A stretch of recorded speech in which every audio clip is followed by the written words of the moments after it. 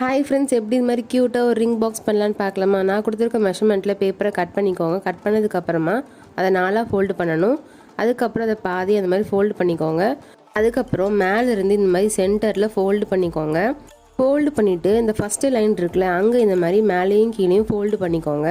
அதுக்கப்புறம் second line இருக்குல்ல, அங்கே நீங்கள் ட்ரையாங்கிள் ஷேப்பில் ஃபோல்டு பண்ணணும். மேலேயும் இதே மாதிரி ஃபோல்டு பண்ணிக்கணும். இந்த ஸ்டெப் பண்ணதுக்கப்புறமா அதுக்கப்புறம் மேலேயும் கீழேயும் ஆப்போசிட் இந்த மாதிரி ட்ரையாங்கிள் ஷேப்பில் மடிச்சுட்டு அந்த ஆப்போசிட்டும் இந்த ஆப்போசிட்டும் நான் மடிக்கிற மாதிரி மடிச்சுக்கோங்க. இந்த ஸ்டெப் பண்ணதுக்கப்புறமா நான் ஃபோல்டு பண்ணுவேன், அதை பாருங்கள். ஃபோல்டு பண்ணதுக்கப்புறம் உங்களுக்கு இந்த ஷேப்பில் வரும்.